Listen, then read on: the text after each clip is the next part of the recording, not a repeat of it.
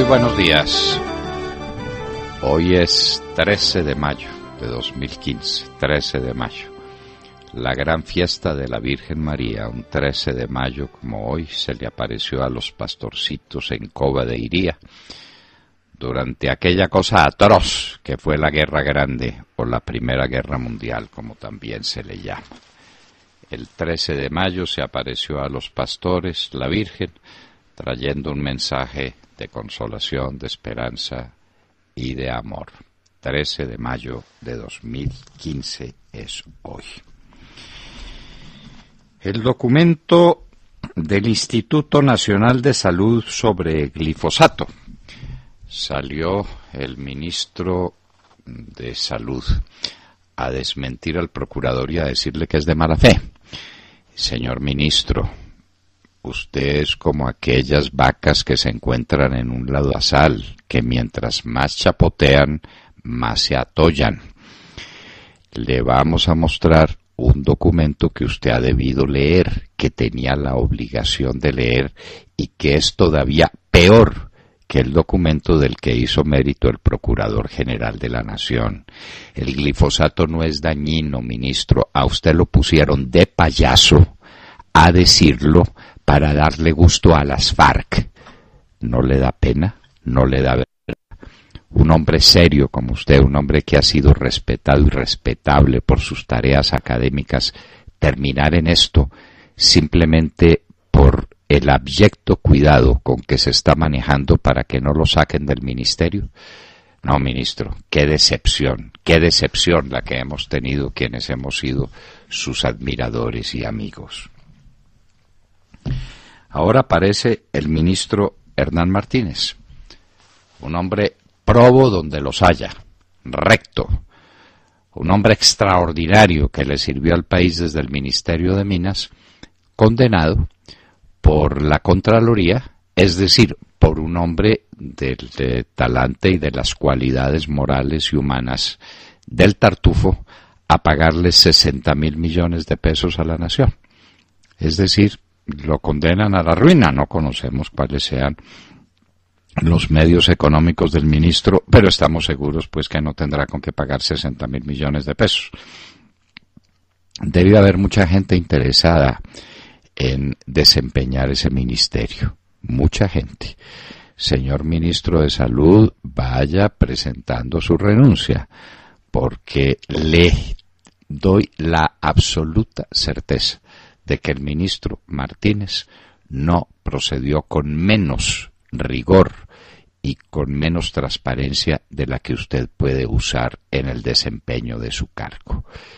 Estas sentencias como estas y decisiones como estas de hombres como el Tartufo son un argumento, por si alguno bastara, para que gente recta y gente buena y gente positiva no quiera aceptar de ninguna manera un cargo público. Terroristas de extrema derecha amenazan a defensores de derechos humanos, dice Juanpa. Por favor, revele quiénes son. Póngalo sobre la mesa. No, Juanpa, estas cosas no se hacen. Esto de decir es que los defensores de derechos humanos están perseguidos por gente de extrema derecha. Para usted, ¿quién es la extrema derecha? Porque por ahí dicen en los comentarios que son las águilas negras. ¿Qué concepto tiene usted de la derecha y de la izquierda en materia política, Juanpa? Por favor, no lo hemos creído jamás un experto en ciencia política y en historia de las ideas políticas, pero estos niveles de ignorancia no pueden ser. La extrema derecha para usted son unos bandidos narcotraficantes que se llaman águilas negras o como quiera llamarlos, que tienen unas disputas con tierras con quienes probablemente sean otros bandidos, y es la extrema derecha. A eso conduce, a esos niveles lleva usted el debate que debiera ser serio, el debate político en este país. Desminados sin los que ponen las minas. Alape, a quien le dijeron que viniera a Colombia para organizar la tarea del desminado, dice que él no se mueve de Cuba. No, pues sí tiene toda la razón. en Cuba, montando en catamarán, saliendo de semejantes fiestas a las que entra, desde luego, a beber ron y trago por cuenta de los colombianos majaderos que seguimos trabajando aquí para mandarle plata a esos bandidos. No nos han dicho cuánta, no nos han dicho cuál es el costo que tiene mantener esos criminales allá en La Habana a cuerpo de rey. Pues Alape dice que no se viene para Colombia. Y tiene toda la razón. ¿Quién se va a venir? A meterse a estas selvas, a que lo piquen los zancudos, a que tenga los peligros del chikungunya y todas las condiciones anejas a esta selva tropical tan dura. No, mucho mejor estar allá en Cuba, en un paraíso, en un hotel de 5 estrellas o 6, si es que hay hoteles de 6 estrellas, por cuenta de los colombianos. No. Alape tiene razón, cualquiera lo comprende, quédese allá. Las delicias no fueron terrorismo, dice el Consejo de Estado. Esta es una definición muy de fondo y aquí estamos en una diferencia fundamental entre quienes sostenemos que lo que hay en Colombia es una sucesión de actos terroristas que pudieran llevar a alguien a la conclusión, al análisis de que se trata de un conflicto interno que no les da ninguna ventaja jurídica, pero son actos terroristas. Estos ataques a mansalva al ejército, los que se produjeron con la brutalidad con que las delicias son actos de terror contra la población y contra el ejército de Colombia. Pero no, son una acción de guerra y hay que mirarla entonces en el contexto de una guerra irregular. Estamos en una diferencia grande y esto supone unas conclusiones enormes. Entre otras, si se toman estos parámetros para mirar y medir la conducta de los miembros de las fuerzas militares, no comprende uno cómo pueden estar en una cárcel por lo que llaman falsos positivos. Estamos en una guerra se responde y en una guerra hay muertos. Entonces, ¿de qué se trata? Pero los consejeros de Estado, con tal de ir en contra de la nación, porque esto significa que entonces todos los actos en los que la nación no tuvo la ocasión o la posibilidad de asistir a los militares debe responder. ¿Qué tal el de Buenos Aires? Allá quedó condenada la nación por Buenos Aires, norte del Cauca, pero absolutamente. ¿O fue que los asistió? No los asistió por tierra, no los asistió por aire, no los asistió previamente. Luego, señores, a cobrarle a la nación. No a las FARC, desde luego, porque pobrecitos, ellos no son sino los dueños de la más inmensa fortuna que hay en Colombia, porque tienen el negocio del narcotráfico, el de la minería y otros negocios aledaños, como la importación indebida de combustible de Venezuela. Pobrecitos ellos. Que pague la nación, es decir, que paguemos los colombianos. A eso conduce la sentencia del Consejo de Estado. 23% de los comerciantes vendieron menos en abril que en abril del año pasado. Esta es una cifra dramática, porque ya no se trata de un corto crecimiento en las ventas, se trata de una decadencia en las ventas que registra el 23% de los comerciantes. Y otra cifra dramática, la de Ecopetrol. Ecopetrol en el primer trimestre del año vio caer sus utilidades nada menos que en el 96% primer trimestre. Y fue en el primer trimestre, queridos amigos, cuando Ecopetrol fue obligada por Juanpa a repartir 5 billones de pesos de utilidades.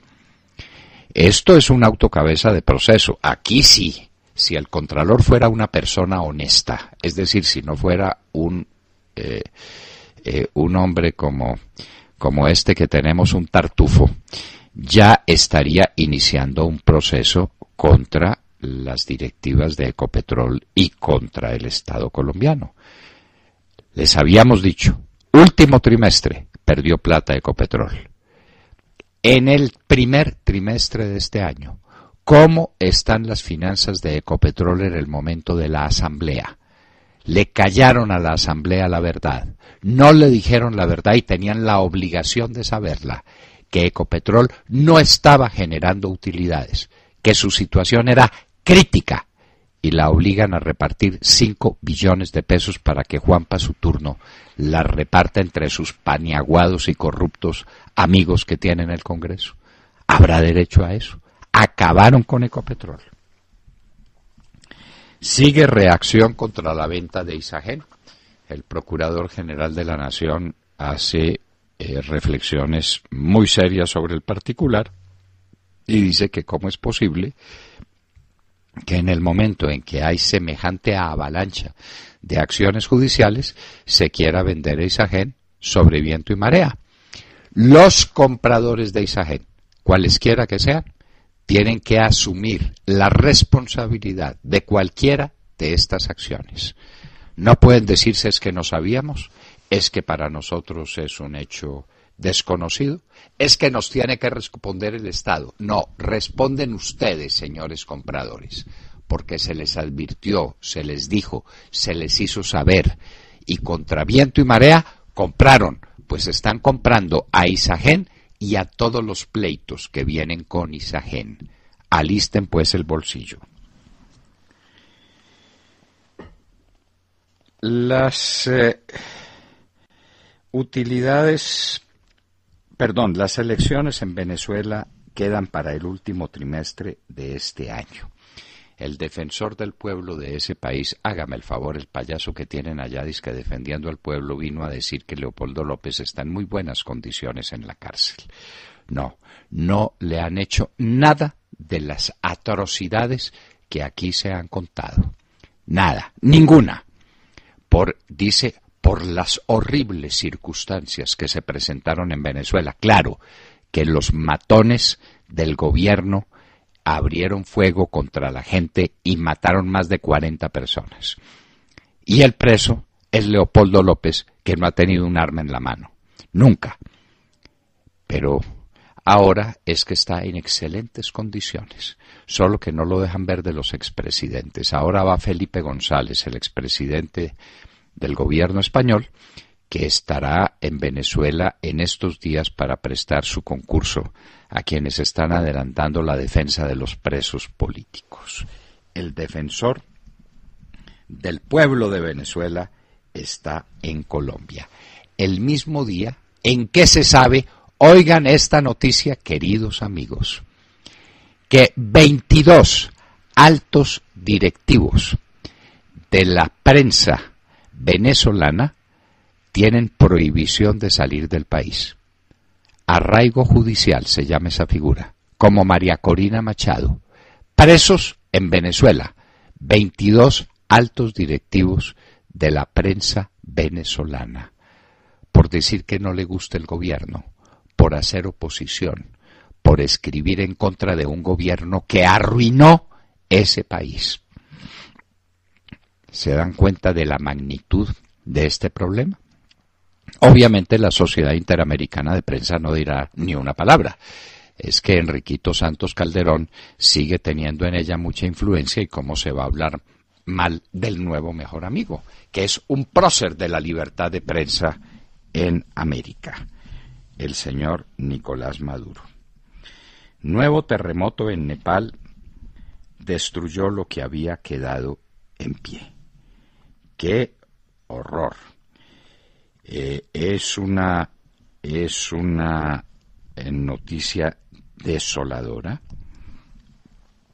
porque la gente no se había recuperado ni del susto, ni del dolor, ni de las pérdidas inmensas que sufrió uno de los países más pobres del mundo, que es Nepal. Ahora viene otro terremoto y tumba lo que había quedado en pie. Pobre gente, tenemos que orar por ellos. Las embajadas de Cuba y de los Estados Unidos estarán listas en unas semanas. ¡Qué emoción! ¡Qué emoción que Raúl Castro mande embajador a Washington! Washington va a quedar enaltecido con semejante dignatario de una nación donde se han respetado tanto los derechos humanos. Allá no fusilaron a nadie, allá no metieron a nadie a la cárcel, allá no destruyeron el campo, allá no tienen a la gente desesperada, enloquecida, haciendo cola con una cartilla de racionamiento. Allá no llevaron a que las familias tuvieran que disponer de alguna de sus hijos, de sus hijas, para que se convirtieran en prostitutas a la cacería de algún turista que con su pago les permita cuadrar lo que necesitan para sobrevivir el mes. No, nada de eso pasó allá en Cuba. De manera que, qué maravilla que Washington se engalane con la presencia de un embajador cubano. Kim Jong-un, el tiranuelo de Corea del Norte, tiene problemas mentales supremamente graves. Ustedes recuerdan que a un antiguo funcionario suyo, tío suyo además, lo condenó a muerte. ¿Y saben cómo lo mató? Se lo tiró a unos perros feroces para que lo despedazaran. Y a la esposa de ese tío la envenenó.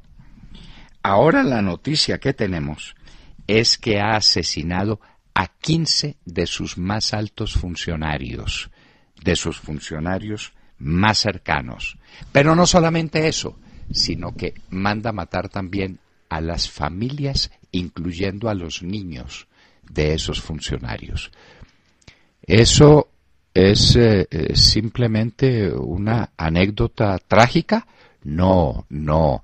Es que ese loco, ese orate, ese demente, tiene una bomba atómica en su poder y se la puede tirar a alguien. ¿Cómo le parece? El mundo, la paz del mundo, en manos de semejante disparate de ser humano. Un hombre que es capaz de condenar a muerte a un tío suyo tirándoselo a los perros para que se lo coman, que es capaz de envenenar a su tía, que ahora asesina a 15 funcionarios con su familia, niños incluidos.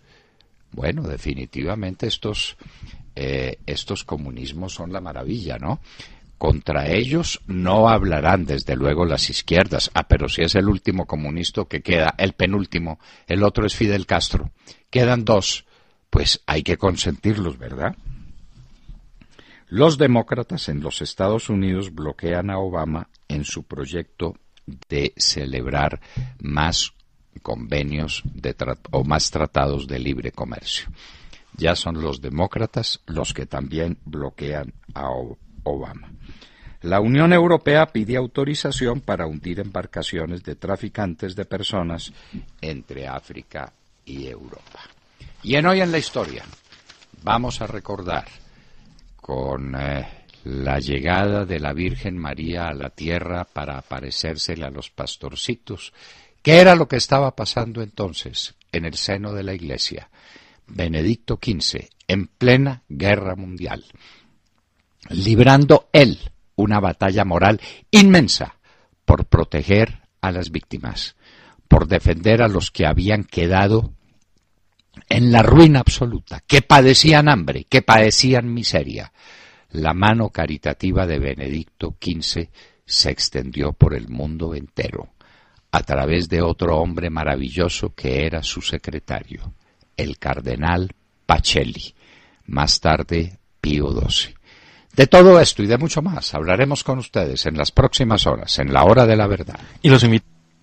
Muy buenos días a todos. Hablemos, si les parece, del glifosato nuevamente. Llevamos varios días, pero es que la discusión en torno al glifosato continúa en el país y está adquiriendo proporciones, yo diría que preocupantes, ¿no?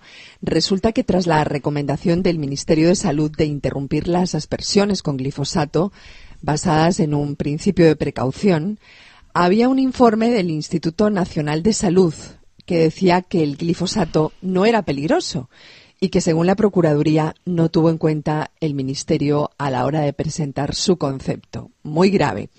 Fue la Procuraduría precisamente la que, tras una visita preventiva al Instituto Nacional de Salud, encontró el informe que había sido enviado al Ministerio de Salud, en el cual se hacía una serie de recomendaciones para que desde el Gobierno no se ordenara la suspensión de aspersión con glifosato, que, como saben ustedes, es lo que se usa para acabar con la coca, ¿no? Pues son 5 argumentos que este instituto envió para continuar con este herbicida. Y lo curioso es que se basan en un informe de la Agencia Internacional para la Investigación sobre el Cáncer, que no es cualquier agencia, ¿no? En donde se respalda la seguridad del producto, se dice que es seguro, se habla de su bajo riesgo sobre la salud humana y se insiste en ese mismo estudio en que es más grave la toxicidad y el impacto de los productos químicos que se utilizan en el proceso de cultivo, de elaboración, de manejo y almacenamiento de coca que el glifosato. En otras palabras, y como aquí lo hemos dicho en 1.000.000 de veces y ahora ratifica la Agencia Internacional para la Investigación sobre el Cáncer, son las FARC las que están contaminando y no el glifosato, como muchos dicen. En definitiva, el Ministerio de Salud tendrá que justificar ante la Procuraduría una decisión basada en un principio de precaución que precipitó la prohibición de aspersión con glifosato en un país en donde los cultivos de coca aumentaron un 39% en un año, precisamente donde no se fumigó, como el mismo ministro de Defensa reconoció. Bueno, hace muchos años presentamos la denuncia de que en un sitio tan hermoso que es una especie de paraíso terrenal, 3 esquinas, en el sur de Colombia, donde hay una base militar muy importante, allá preguntamos por la riqueza ictiológica, que si eran ríos con mucha pesca. Nos contestaron, no hay un solo pez. Los precursores químicos que se utilizan en el procesamiento de la pasta de coca y después del clorhidrato de cocaína no dejan un pescado vivo. Eso es lo que hacen las FARC. Es lo que hacen estos bellacos miserables, que es que no hay otros calificativos más suaves para tratarlos, que ahora están en La Habana posando de amigos del medio ambiente y por eso exigiendo que paren las fumigaciones con glifosato, para que puedan ellos seguir procesando harta pasta de coca y harto clorhidrato de cocaína con todos esos venenos que le tiran a nuestros ríos para acabar con nuestra riqueza. Definitivamente qué miserables son esos, pero saber que tienen amigos, ¿no? Y saber que los amigos son los del alto gobierno y sus comisionados, sus plenipotenciarios, los que se abrazan con esos sujetos. Yo no sé cómo hacen, pero bueno, debe ser que tienen otro tenor moral y que tienen otro tipo de sensibilidad para saludar y para estar todos los días con semejantes bestias.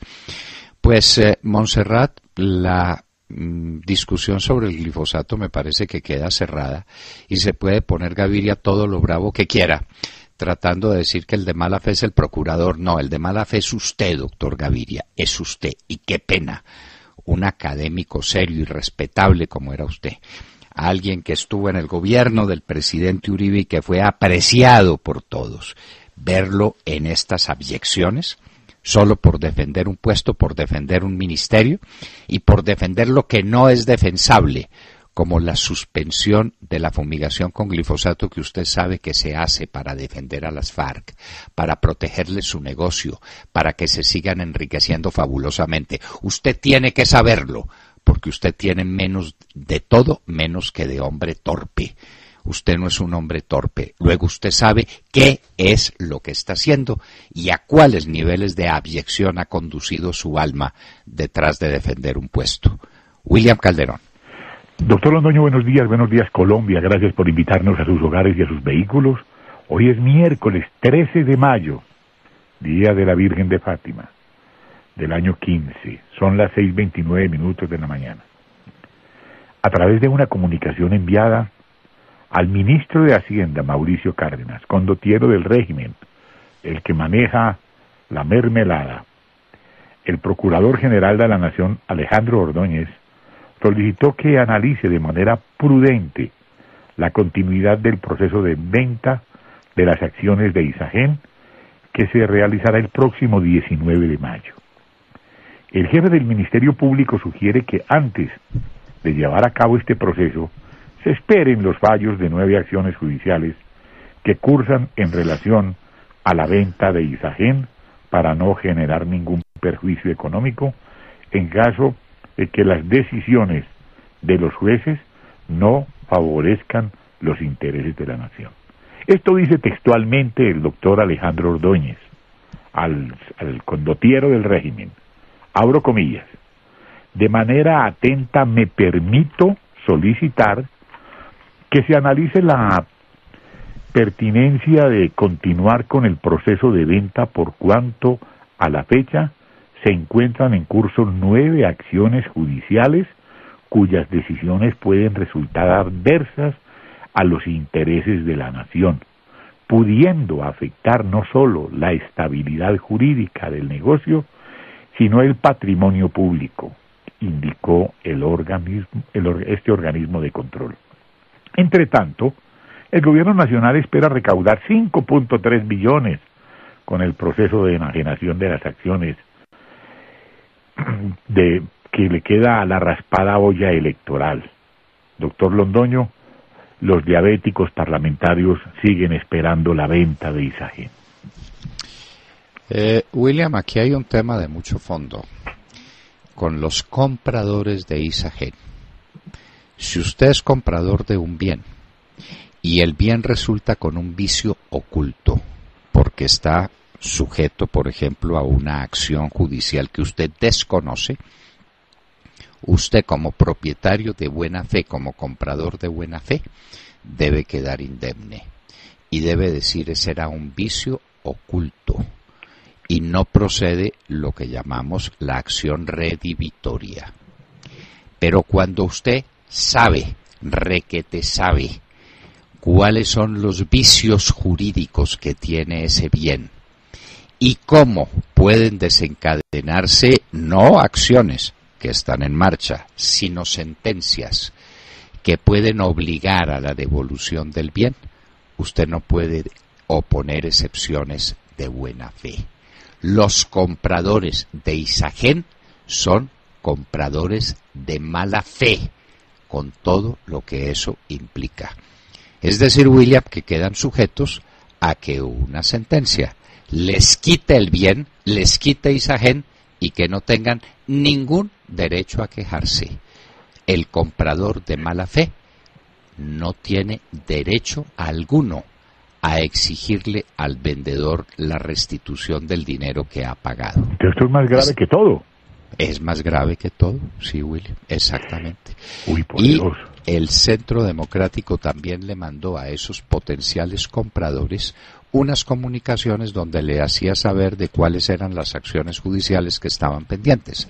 De manera que son compradores de mala fe. Vamos a ver si averiguamos, pues si pedimos el desarrollo de este tema a un buen civilista, a un buen abogado civilista, para que nos diga cuál es la posición del comprador cuando a sabiendas de los vicios potenciales de un bien lo compran y cuando ha sido plenamente advertido de las acciones judiciales que se han desencadenado alrededor de ese bien y del derecho que la nación tiene para venderlo. ¿Cómo le parece la magnitud del problema? No, pues Ángela, lo más delicado. Lo más delicado, sí señor. Ángela Henao. Doctor Londoño, la noticia internacional del día son los ataques a la libertad de prensa en el vecino país Venezuela. Una juez de Caracas impuso la prohibición de salir del país a los directores de los medios venezolanos El Nacional, Tal Cual y La Patilla, a los que el presidente del Parlamento, Diosdado Cabello, ha demandado por difamación. La jueza 12 de juicio del área metropolitana de Caracas habría prohibido salir del país a 22 directivos de estos 3 medios, a quienes se les acusa de difamación por simplemente reproducir las investigaciones del diario español ABC, en donde se hicieron públicas las declaraciones del disidente venezolano Lemcy Salazar. Recordémosle a los oyentes que Salazar acusó a Diosdado Cabello de estar involucrado en el tráfico internacional de drogas, específicamente de ser uno de los líderes del llamado Cartel de los Soles. Y bueno, doctor Londoño, esto preocupa a la opinión pública de la región porque es una demostración más de que los jueces dependen del Ejecutivo en el régimen bolivariano y que la justicia está siendo utilizada como un instrumento del Ejecutivo y para criminalizar a la disidencia. Pero la situación no es crítica solo para la disidencia en medios de comunicación. Los presos políticos también están en condiciones dramáticas de tortura psicológica. Ejemplo de esto es el dirigente estudiantil Lorenz Salé, quien se encuentra detenido desde hace 8 meses en el SEBIN y quien intentó suicidarse el pasado 20 de abril. Y a pesar de las reiteradas solicitudes de la defensa de Salé para que se le otorgue ayuda psiquiátrica, las autoridades hasta ahora no han tomado ninguna acción. Y bueno, recordemos que según la Comisión Interamericana de Derechos Humanos, Salé es sometido en el SEBIN a un aislamiento prolongado, sin contacto alguno con otras personas, en un espacio tan solo de 2.3 metros y sin acceso a la luz del sol o al aire libre. Bueno, doctor Londoño, lastimosamente una alarma más que se prende en la región sobre la supervivencia de la democracia y la libertad en el vecino país. Sí, pero aquí estarán pues muy complacidos todos los periódicos del régimen que no se atreven a hacer mérito de estas noticias porque como se trata del nuevo mejor amigo, uno no tiene nuevos mejores amigos que sean unos bandidos, eso no. Entonces, ¿cómo es posible que la prensa colombiana, por adicta que sea a Juanpa, por mermelada publicitaria que tenga, se quede callada frente a estos hechos? ¿Cómo le parece? 22 directivos de los 3 medios de comunicación que medio quedaban en libertad, quedaron con prohibición absoluta de salir de Venezuela. Esa figura se llama el arraigo judicial, que es la que tiene María Corina Machado, que tiene a Venezuela por cárcel. 22 periodistas en esa condición. Nosotros protestamos. La libertad de prensa es una condición esencial de la vida democrática de un pueblo. Sin libertad de prensa no hay democracia, no hay derechos humanos, no hay nada. La libertad de prensa es la llave de la verdad y la verdad es lo primero que tiene que iluminar el camino de la libertad, el camino del decoro, el camino de los derechos humanos. De manera que ya lo saben, queridos amigos periodistas, por enmermelados que estén, cuenten esto y que sepan que en Venezuela los que se oponen quedan arraigados judicialmente y no pueden salir del país mientras los juzgan. ¿Los juzgan de qué? De las acciones que el jefe del régimen, el vicepresidente, el segundo de a bordo, es decir, el Germán Vargas Lleras de allá, que se llama Diosdado Cabello, ha iniciado en contra de ellos, para que los juzguen unos jueces de cuya imparcialidad ya tenemos cabal noticia. Sergio Gel. Doctor Londoño, muy buenos días para usted, para todos nuestros oyentes. Pues abrimos la mañana revisando las muy complejas cifras de Ecopetrol reveladas ayer por la estatal petrolera y que dan cuenta de una caída del 96% en sus utilidades en el primer trimestre de este año. Pues así como lo oye, doctor Londoño, una caída del 96% que en algunos medios de comunicación califican como un resultado aceptable, pero que en verdad uno no se explica cómo puede ser aceptable semejante cifra. Pues las cosas son así. Las ganancias netas para los accionistas en pesos contantes y sonantes pasaron de 3.8 billones de pesos en el primer trimestre de 2014 a 160.000 millones de pesos en el primer trimestre de este año. Y es que la utilidad operacional de la compañía cayó en 62.4%, alcanzando los 2.3 billones de pesos. Y con estas cifras hay que recordar lo que fue el último trimestre de 2014 también. Un trimestre muy complejo porque en el último trimestre del año, Ecopetrol registró pérdidas por 616.000 millones de pesos, lo que significa que frente a los resultados del periodo del último trimestre de 2013, pues las ganancias habían caído en 126%. Pero también hay que recordar, doctor Londoño, que Ecopetrol, quizá por hacerle el favor al gobierno nacional, aprobó repartir este año el 70% de las utilidades del ejercicio del año pasado. Son 5.4 billones de pesos los que se repartirán este año, de los cuales 4.8 le corresponden al gobierno nacional como el mayor accionista de la petrolera. Y para terminar, analistas vienen diciendo que por supuesto que la caída de las utilidades de Ecopetrol pues tiene mucho que ver con la caída del precio internacional del petróleo. Claro que sí, pero aquí lo que llama la atención es que mientras el precio internacional cayó hasta en un 50%, las utilidades se desplomaron en este 96%. Así están las cosas en Ecopetrol y con estas noticias muy complejas estamos saludando también esta mañana de miércoles. Para mí eso es un delito. coger una compañía que está en esa situación, que en el último trimestre del año pasado tuvo pérdidas y que en este trimestre tiene ganancias despreciables, insignificantes, de 160.000 millones de pesos, a repartir 5 billones de pesos de utilidades de los 3 primeros trimestres del año pasado, eso es un delito. Es un delito contra los intereses de la compañía. Ecopetrol está condenada a perecer, a endeudarse ferozmente para poder sobreaguar. ¿Quién hizo eso? El señor ministro de Hacienda, por orden del presidente de la República. Si aquí el alcalde tuviera quien lo rondara, ya se habrían iniciado investigaciones, las investigaciones consiguientes. Pero hay que investigar al ex ministro de Minas, a un hombre intachable, pero estas trapisondas del actual ministro de Hacienda y del gobierno nacional encabezado por Juan Manuel Santos, esas no se tocan. Ecopetrol en una situación crítica repartiendo 5 billones de pesos de utilidades. ¿De dónde lo saca? Pues obviamente si no está generando caja de endeudamiento externo. ¿O de dónde más? ¿De dónde más? Esos 2.000 millones de dólares que Ecopetrol tomó en crédito no era para fortalecer la caja, era para pagar dividendos y tendrá que seguir endeudándose este año para seguir pagando dividendos. Esa es la situación de Ecopetrol. Alejandro Ramírez. Buenos días a los oyentes de la Hora de la Verdad. El Consejo de Estado condenó nuevamente a la nación por falla en el servicio en la toma guerrillera a la base militar de Las Delicias, Putumayo, ocurrida el 30 de agosto de 1996. Además de lo insólito que resulta la condena a la nación por los execrables actos de las FARC, la nueva condena trae este ingrediente. El Consejo de Estado le hace un llamado de atención a los magistrados del Tribunal Administrativo de Nariño por la siguiente razón: los magistrados trataron a las FARC como terroristas. Así es, oyentes. Con ponencia del magistrado Hernán Andrade Rincón de la sección tercera, el Consejo de Estado argumenta que los juzgadores deben tener especial cuidado en sus valoraciones, porque esa actuación no puede calificarse jurídicamente como terrorismo, sino de hostilidades propias del conflicto armado. Así de insólito, oyentes, se lee en la sentencia.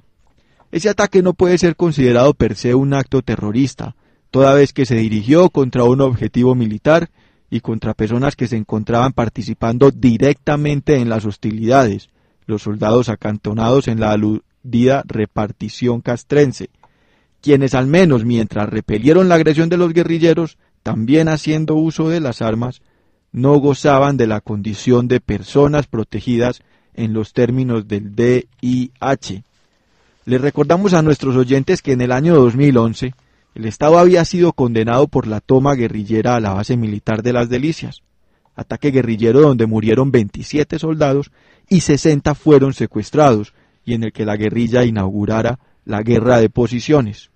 En aquella oportunidad, el Consejo de Estado consideró inexplicable cómo unidades militares cercanas al lugar de los hechos, como las de la base de Tres Esquinas, Puerto Leguízamo y Apiay, tardaron tanto en dar respuesta al ataque, por lo que aplicados estos mismos argumentos a ataques de la guerrilla como la reciente masacre de 11 soldados en Buenos Aires, Cauca, vaticinan la responsabilidad del Estado. Y es que, doctor Londoño y oyentes, el general Harold Bedoya ha explicado una y otra vez que en 1996 el Estado no contaba con el apoyo aéreo, con el que contó años después, cuando gracias al impuesto de guerra se fortaleció la fuerza aérea, la misma a la que se le obligó cesar bombardeos en el contexto de la masacre de nuestros soldados en Buenos Aires, Cauca. Muy bien, comentaremos esta noticia que es de enorme trascendencia más adelante porque tenemos un invitado especial, el candidato a la alcaldía de Bogotá, Rafael Parto.